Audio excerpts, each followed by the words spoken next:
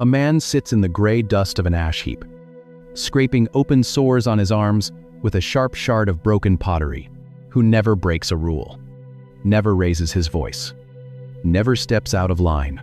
We assume it means a pristine, sinless perfectionist.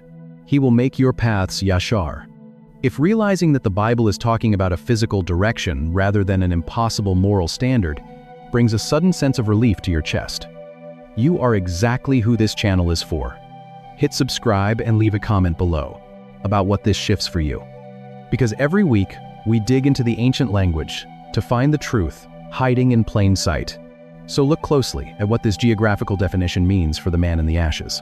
When the text calls Job Yashar, God is not declaring that Job has never had a selfish thought or made a terrible mistake. He is describing the steady trajectory of the man's feet. Job's life points consistently toward God, like a heavy compass needle locked on true north. When he hits an obstacle, when the raiders take his wealth, when the wind collapses his house, he does not veer off into the twisted ravines of Akash. He stays on the straight line. Upright is not a state of moral flawlessness. It is a relentless geographical direction. And the profound beauty of a path that is Yashar is that you can stumble on it.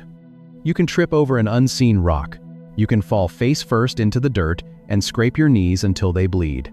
But as long as you stand back up facing the same direction, who keeps his hands perfectly clean from the mess of the world, we assume it is a title you earn. You are still on the straight road. Falling down does not change the nature of the path, but there is an ancient story that proves exactly how far this concept goes, and it happens in the middle of a brutal war. Dust chokes the air in the valley of Ajalon. Sweat stings Joshua's eyes. The breath burns in his lungs.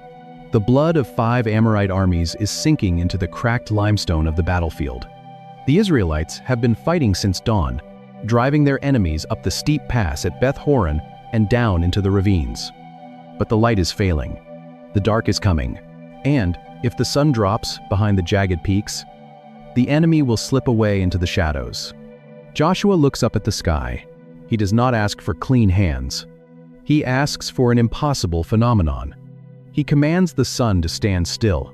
The text tells us the earth halts its rotation. The sun freezes in the middle of the sky. The day stretches out like a drawn bowstring, refusing to break into night until the battle is finished. And then the writer of the book of Joshua pauses the narrative to verify this staggering event. He points to an older, lost manuscript by never making a mistake. We turn uprightness into an impossible standard. And because we do, we spend our lives terrified to prove that it happened. He writes, "Is this not written in the book of Yashar?" Yashar? It is the exact same word. Yashar, the book of the upright. This lost ancient text was an anthology of Israel's greatest heroes and songs. It was the historical record of the people God had chosen to carry his name. But look closely at who is actually in this book. Look at the people holding the swords in the valley of Ajalon. They are the children of a generation that complained for 40 years in the dirt. They are led by men who doubted. They are a nation that built a golden calf at the base of a trembling mountain. They are fractured, rebellious, and deeply broken. If uprightness is a standard of moral perfection, this book cannot exist. If uprightness requires an immaculate ledger, the pages of this book are entirely blank. The book of Yashar is not a registry of the flawless. It is the chronicle of the straight walkers. It is the story of a people who failed repeatedly, who fell into the dust again and again, but who kept their feet pointed toward the covenant. They were stiff-necked, but they were Yashar. They complained about the manna, but they walked toward the promised land. They broke the commandments, but they rebuilt the altar. They bled in the valley, but they faced the sun. That one wrong step, one moral failure, one season of wandering in the dark will permanently disqualify us from the title. They did not veer into the twisted ravines of the Akash. They did not abandon the God of the desert for the gods of the Canaanites. Their ledger was a disaster, but their compass was locked. God did not call them upright because they never fell down. He called them upright because of the direction they were facing when they stood back up. To be written in the book of the upright You do not need a spotless shirt. You need relentless feet. But what happens when your feet stop moving forward? What happens when you do not actively choose the twisted path, but you simply stop paying attention to the straight one? You are driving down an empty highway late at night. The dashboard glows faintly. The road stretches endlessly into the dark. You are holding the steering wheel, but the fatigue is heavy behind your eyes. You let your focus slip for just a fraction of a second. You do not deliberately jerk the wheel into the ditch. You do not make a sudden violent decision to crash. You simply stop making the tiny, continuous micro-corrections required to keep the vehicle centered on the pavement. The drift is silent. It is barely perceptible. It feels perfectly smooth, right up until the moment your tires hit the jagged rumble strip on the shoulder. But if you look closer at the Hebrew root hiding behind the English letters, at the jagged terrain of the ancient Near East, shaking your jaw and tearing you awake. This is how the human heart wanders. We rarely wake up one morning and consciously decide to dismantle our lives. We do not sprint toward the cliff edge of the Akash. The loss of uprightness is not a sudden rebellion. It is a slow, silent drift. It happens when you stop paying attention to the trajectory of your feet. The deviations always start small. A conversation you know you should not entertain, but the attention feels warm on your skin. A financial shortcut justified by the crushing pressure of the month. A bitter resentment you allow to take root in your chest, feeding it quietly in the dark until it chokes out your empathy. You do not change your theology. You just stop looking at the compass. The heavy stones of compromise begin to pile up on the trail. The ruts of habit deepen into the dirt. The path you are walking curves just a fraction of a degree so slightly that the landscape around you still looks familiar. It looks identical to the straight road, but the destination has entirely changed. At the way this exact word is used, everywhere else in the scriptures, you start to see something. This is the terrifying reality of the Judean wilderness, and it is the terrifying reality of the human condition. Staying Yashar requires constant tension.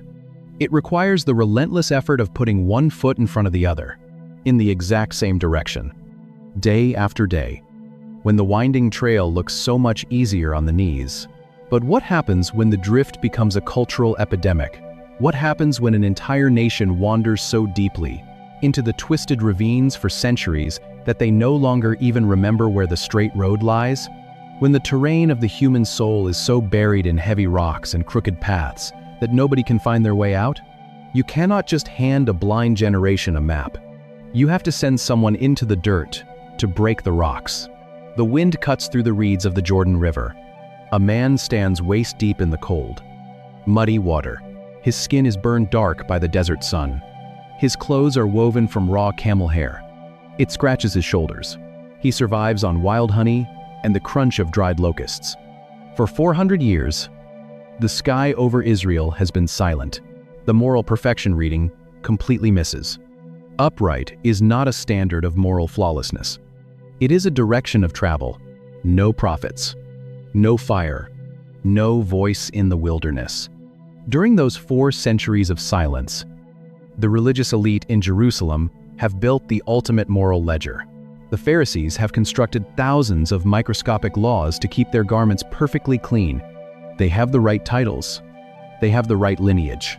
They look flawlessly upright to everyone watching in the temple. But this wild man in the river looks at their pristine ledgers and sees a twisted, dangerous ravine. They have clean hands, but their feet are walking the Akash. Their hearts have curved entirely inward. So John the Baptist raises his voice over the rushing water and shouts a single, urgent command into the Judean dirt. Prepare the way of the Lord. Make his paths straight. Straight. Yashar. He is quoting the ancient prophet Isaiah. But he is not quoting a religious poem. He is shouting a construction order. When an ancient king traveled through the desert, he did not walk on the winding, broken goat trails. He sent a crew of engineers ahead of his royal chariot. They broke the heavy rocks. They filled the deep ravines. They leveled the steep hills. They tore through the chaotic labyrinth of the crooked path. They built a highway in the sand. John the Baptist is not a moral philosopher offering life advice. He is a bulldozer. He is screaming at a generation that has wandered so far. To feel the weight of what the author is actually saying about this man bleeding in the ashes, you have to strip away centuries into the twisted canyons they are about to starve. He is telling them the king is finally coming, and the king will not walk down their crooked trails. The religious elites think they just need to wash their hands. John tells them they need to move mountains. He introduces a Greek word to describe this violent excavation: metanoia. We translate it in English as repentance. The modern church treats it like an apology. We treat it like feeling sad at a wooden altar. But the word literally means to change the mind, to turn around, to violently shift the direction of your momentum. Repentance is not a guilt trip. It is earth-moving equipment. John is demanding that they stop drifting. He is commanding them to fill in the ruts of their hidden compromises, to shatter the boulders of their religious pride, to straighten the twisted trajectory of their actual lives. The king is stepping into the wilderness. The ground must be Yashar, because if the king arrives and the road is still crooked, the chariot wheels will crush everything in their way. But to pave a straight road, you first have to feel the crushing weight of how bent your life has actually become. You do not need a scroll of theology to know when your feet have wandered off the straight road of Western religious baggage. You have to step back into the ancient landscape, where a path was a matter of life and death. There is a specific, phantom weight that settles into the human chest when a life begins to bend into the twisted ravines of the Akash. You can feel it in the dull ache at the base of your skull when the house is finally quiet. You can feel it in the sudden tightness behind your ribs when you wake up at 3 in the morning, staring at the dark ceiling, trying to remember the lies you told to keep your fragile world intact. It is the quiet, relentless exhaustion of keeping up appearances, of balancing the ledgers, of pretending the path is smooth. When you know you are walking toward a cliff edge, the human design cannot sustain the friction of a crooked trajectory. When we compromise our integrity, when we harbor secret resentments, when we slowly bend our lives around our own pride, we are not just breaking arbitrary religious rules. We are violating the structural engineering of the human soul. Think of a heavy wooden wheel on an ancient wagon. If the axle is perfectly straight, if it is Yashar, the wheel rolls smoothly across the rocks, carrying immense weight without shattering. But if the axle is bent, and where the words we now use for morality were originally used for geography, the English word upright feels static, even a fraction of an inch. The wheel begins to wobble. The wobble creates friction. The friction generates heat. The wood splinters. The exhaustion you feel is not the punishment of an angry deity. It is the friction of a crooked path. This is why the biblical demand for uprightness is never a demand for you to perform for God. He does not need your perfect ledger. He does not need your pristine white shirt. He is looking at the splintering axle of your life and warning you that the wagon is about to break apart under the strain. When the ancient prophets scream into the desert, when the writers of the Psalms beg to be led on a level path, they are not asking for a gold star in a moral courtroom. They are asking for the axle to be hammered straight again. In the ancient Hebrew mind, the word Yashar is constantly paired with the word shalom. We translate shalom as peace, but its root means wholeness, completeness, a state where no pieces are missing. You cannot have shalom while walking the Akash. Wholeness is geometrically impossible when the trajectory of your life is divided against itself. But the terrifying reality of the human condition, his name is Job.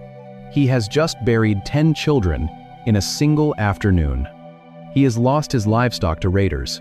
It feels like standing still in a museum, posing as a statue of virtue. It feels like holding your breath. Is that we cannot straighten the path ourselves. We can see the twisted ravines. We can feel the splinters in the wood. We can hear the bulldozer of John the Baptist demanding that we level the ground.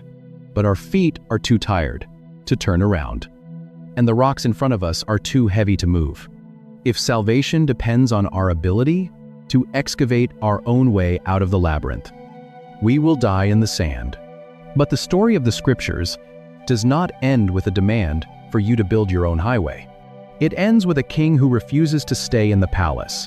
A man bled in the ashes of his ruined life, and God called his trajectory straight. A fractured army fought in a blood-soaked valley, and their stumbling feet were recorded in the book of the upright. A driver stopped paying attention in the dark, and the silent drift led directly to the jagged edge of the cliff. A wild prophet shouted into a muddy river and demanded a level highway in the wasteland. A heavy wooden axle splintered under the friction of a twisted trail and cried out for the hammer to make it whole. So you do not do anything wrong. But the Hebrew word pulses with movement. It requires dirt on your sandals. A generation wandered deep into a chaotic labyrinth and realized they could not excavate their own way out. And a king stepped out of a palace into the dust of our twisted ravines to walk the straight line his people could not. Same geography, same God. But here is the part I keep coming back to. The gray dust in Job's hair. The sharp shard of pottery in his hand. God did not look at a broken, bleeding man in the worst moment of his life and demand a flawless moral ledger. He did not ask for a pristine white shirt. He looked at the compass of a shattered heart and saw that the needle was still locked firmly on true north.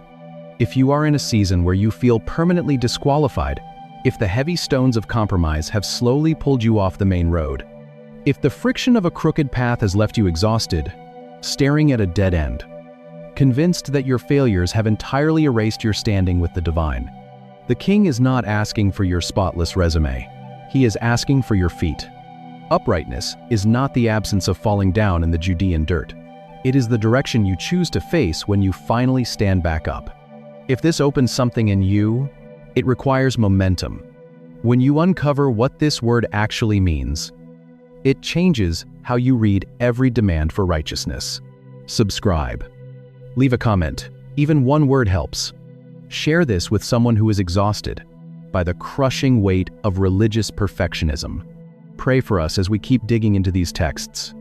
And may the God who is never afraid of the dirt on your sandals meet you in your wandering and guide your weary feet onto the level ground. In the Old Testament, it changes how you view your own failures. It changes what you think God is actually asking of you when the ground falls out from under your feet. And the part that makes this remarkable is what happens when you realize the ancient writers were not evaluating Job's religious resume, they were looking at his feet. But to see the path they were pointing to, you first have to understand the modern trap we have built. We are a species obsessed with ledgers. From the moment we can understand language, we are taught to construct a mental balance sheet. On one side, we record our failures, the harsh words spoken in the kitchen, the selfish decision at the office, the secret habit hidden behind a locked door. On the other side, we stack our virtues, the tithe check dropped in the basket, his servants to a fire from the sky, his health to a disease that makes his skin blacken and peel, the extra hour volunteered, the apology offered. We spend our entire lives trying to keep the scale tipped in the right direction. This is how the modern, Western mind understands righteousness. We treat it like an accounting problem. We view the word upright as a status achieved only when the black ink on the positive side of the ledger outweighs the red. It is a fragile, sterile concept. Like trying to keep a white linen shirt perfectly clean while walking through a muddy street. One splash, one mistake, and the garment is ruined. The status is lost. You have to understand this cultural framework to understand why we misread the biblical text so severely. When we project our ledger system onto an ancient character like Job, we assume his uprightness means his balance sheet was simply flawless. We assume his shirt had no stains. We assume God looked down at an immaculate column of numbers and declared him a moral champion. But this transactional view creates a terrifying fragility in the human psyche. If uprightness is a perfect ledger, then one catastrophic failure wipes out your standing. If uprightness is a pristine garment, then one moment of weakness leaves you permanently stained. The wind howling across the valley has stripped away every layer of his identity, every marker of his success. This is why so many people sit in pews every week feeling an invisible, crushing weight. They know their ledger is unbalanced. They know what they are carrying in their chests that nobody else can see. They believe they have already disqualified themselves from the category of the upright. But the ancient Hebrew mind did not think in ledgers. They did not think in pristine white shirts or sterile rooms or abstract mathematical equations of good and evil. They thought in dirt, in rock, in water, and in direction. When a culture is born in the arid, unforgiving landscape of the Middle East, its vocabulary is not built in a philosopher's study. Its language is forged in the wilderness. To a nomadic herdsman navigating the ancient world, the most important question was not about an abstract moral balance sheet. The most important question was whether or not the ground beneath your feet would actually get you to the water source before the sun went down. The biblical concept of righteousness is not an accounting term. It is a survival term. And to understand exactly how it works, you have to leave the ledger behind and step into the most dangerous geographical terrain in the ancient world. The Judean wilderness does not forgive. It drops sharply from the mountains of Jerusalem down toward the Dead Sea. It is a brutal expanse of bleached limestone. The sun beats against the rock. The heat radiates upward. The dust coats your throat. The valleys plunge suddenly into deep, jagged ravines. Flash floods tear through the narrow canyons without warning. Water is scarce. Shade is rare. Death is common. If you are walking this terrain in the ancient world, you have only one priority. You must find the road. But the desert is a labyrinth. It is covered in false trails. Some are carved by the wind. Some are cut by the water. Some are trampled by wild animals looking for shelter. The terrain is twisted. It loops back on itself. It deceives the eye. If you choose the wrong trail, you walk for miles. You exhaust your water supply. You reach the edge of a cliff with no way down. You die in the sand. Survival is not about having pure intentions. It is about geography. You need a road that cuts through the chaos. A road that has been leveled by the shepherds who walked before you. A road that connects point A to point B without leading you off a precipice. You need a path that is straight. And the very first sentence written about this man, the opening line of what many scholars believe is the oldest book, when an ancient Israelite spoke, "A shepherd stands at the edge of the Judean wilderness. The sun burns white overhead. The air shimmers with heat. The dust coats the back of his throat. He looks at the terrain ahead. It is a maze of jagged ravines, a labyrinth of dry riverbeds, a chaotic knot of dead ends. The limestone splinters under his leather sandals. The wind howls through narrow, twisting canyons. He must lead his flock to water. But the terrain is deeply deceptive. A path looks safe. Then it turns into a sheer cliff. A trail looks smooth. Then it drops into a deep canyon. A route looks clear. Then it curves slowly back on itself. He looks at the wide valley floor. It is called a wadi. It looks like a road. It feels like a highway cut through the stone. It is smooth. It is wide. It is easy on the feet. But a wadi is a dry riverbed. When the heavy rains fall in the mountains, miles away, the water rushes down unseen. It hits the smooth, wide path. It turns into a wall of flash flood water tearing through the gorge. The easy path becomes a tomb. The twisted path becomes a trap. The crooked trail becomes a dead end. The Judean desert does not forgive mistakes. In the biblical library introduces him with a single, highly specific word. It says that Job was blameless and upright. To wander is to starve. To drift is to die. In this landscape, a path is not a metaphor. It is blood and breath. It is a lifeline cut into the dirt. The ancient Hebrew people lived their entire lives in this geography. They walked these trails. They knew the terror of the twisted road. They knew what happens when the ground deceives you. They knew the danger of a trail that curves just enough to hide the drop-off waiting around the bend. They understood that the greatest threat to a traveler is not a sudden storm. It is a crooked path. The path that bends. The path that weaves.